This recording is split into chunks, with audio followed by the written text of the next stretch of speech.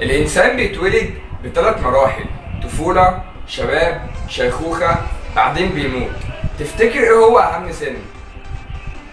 الشباب، مش كده؟ طيب تمام، حلو جدا. فيديو النهاردة هنتكلم عن 7 حاجات لو عملتهم هتكون حرفيا بتدمر شبابك.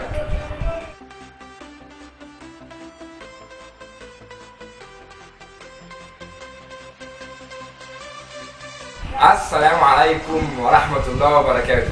ازيكم يا جماعة، عاملين ايه؟ معاكم محمد سعد وفيديو جديد. فيديو النهاردة يوم السبت، الفيديو بتاع تطوير الذات. فضلت افكر النهاردة انزل لكم فيديو عن ايه؟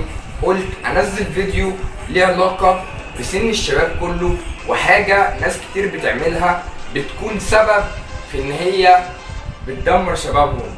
وجمعت اكتر 7 حاجات اكترية الناس او اكترية الشباب، عشان نكون بنتكلم صح تمام، بيعملوا الحاجات ديت. مش بقول لكم كده والله عشان تفضلوا تشوفوا الفيديو للاخر، لا انا عارف ان انتوا يعني لو الفيديو عجبكم اكيد هتشوفوه للاخر، بس بجد 7 حاجة مهمة جدا. فيلا انزل اضغط لايك وسبسكرايب وشوف الفيديوهات اللي فاتت، وان شاء الله تشوفوا الفيديوهات اللي جايه. ويلا بينا نبدا الفيديو. مبدئيا كده لازم نكون عارفين ان احنا ما بنقولش مثلا مشكله من غير الحل بتاعها، وبنجيب الحاجه وبنقول الحاجه دي بتتكلم عن ايه، والناس بتقول يعني ايه المبرر اللي هم بيدوا لنفسهم وايه الصح. فلازم تكونوا عارفين من البدايه كده كل حاجه هنتكلم عليها هنقول الحل بتاعها والناس بتقول عليها ايه. طيب من غير كلام كتير يلا بينا. اول حاجه البعد عن ربنا. مبدئيا كده في شباب كتير جدا للاسف يعني ممكن يكونوا اصلا مش عارفين يعني حاجات كتير عن الدين، مش عارفين الصلاه. بصوا، بعاد عن ربنا تمام. انا مش شيخ عشان اقول لك الكلام دوت، بس انا بكلمك كده في حاجات فاهم، اساسيات. طب ايه المبرر اللي الشباب بيقولوه؟ يا عم لسه بدري، لما اكبر هبقى اهتم بقى واصلي وبتاع، وبص ده انا هبقى شيخ جامد قوي بس لما اكبر. طب انت اصلا مش ضامن النفس اللي انت هتاخده، مش هقول لك الثانيه، النفس اللي انت هتاخده اللي جاي. فما تبعدش عن ربنا، وديت اول حاجه. قرب من ربنا وانت عارف هتقرب من ربنا ازاي. تاني حاجه تضييع الوقت. بصوا خلينا متفقين ان حته تضييع الوقت ديت يعني مفيش انسان يوم ال 24 ساعه نستغلهم كلهم اكبر استغلال بقى، وكل حاجه ماشيه صح وبيخلص دي بيخش على دي. اكيد في تضييع وقت تمام، ودوت اصلا الصح. يعني تضييع وقت هتاخد شويه راحه، ديت حاجه صح. بس الفكره في النقطه ديت انك ما تديش تضييع وقت كبير قوي وما تهتمش بالحاجات الاساسيه اللي المفروض تعملها. لا يعني خلي في توازن. انا ما بضيعش وقت، اكيد بضيع وقت، اكيد طبعا مفيش انسان ما بيضيعش وقت، بس الفكره في النسب. هتضيع وقت يبقى تضيع وقت مثلا تعمل اللي عليك وتضيع وقت شويه اللي هو تاخد راحه وبعدين تعمل اللي عليك بعد كده.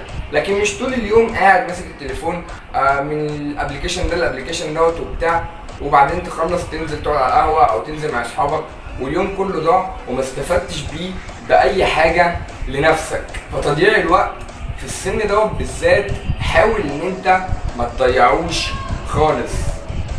تالت حاجه وهي البنات. بصوا يا جدعان، الموضوع دوت في ناس كتير جدا اتكلموا عليه تمام، وفي ناس كتير جدا مختلفه في الاراء، وعلى حسب اللي بيشوف الفيديو دوت ثقافته عامله ازاي او فكره عامل ازاي او تربيته عامله ازاي.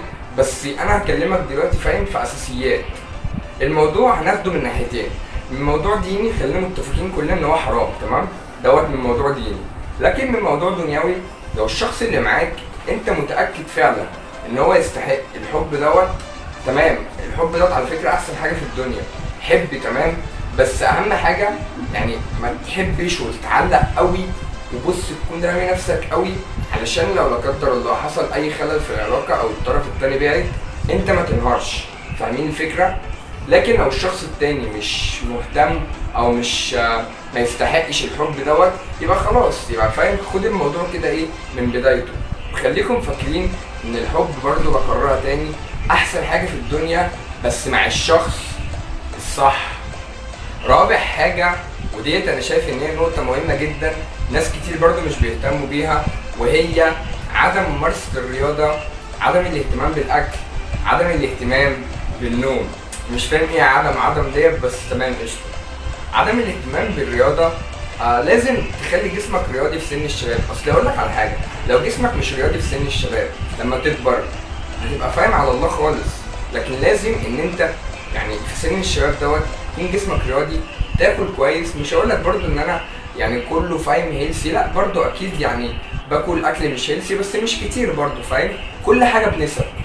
فلازم تهتم بجسمك وتكون مهتم بمظهرك، بشكلك، بكل حاجه ليها علاقه بصحتك.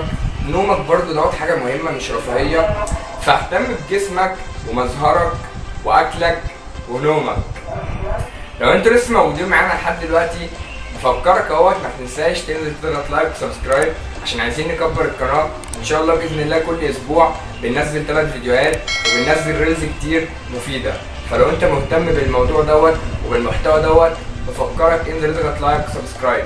تمام، يلا بينا نخش على خامس حاجه، عدم تنميه المهارات.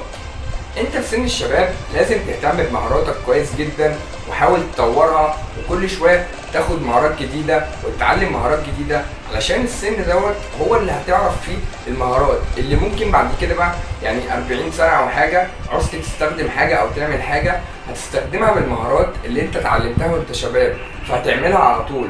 عكس ما تكون لما تكبر لسه هتتعلم، الموضوع هيبقى صعب جدا، فاهمين؟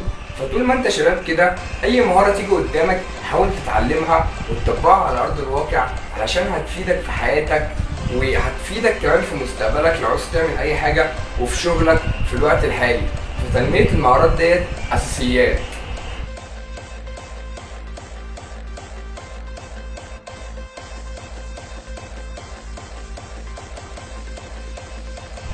سادس نقطه معانا النهارده، وديت ممكن تكون سبب اساسي رئيسي ان هو دمر شباب كتير جدا جدا جدا وما زال بيدمر، مع ان هي بتغلى، بس انا مش فاهم ليه الناس يعني مهتمين قوي بالحوار دوت، وهو السجاير.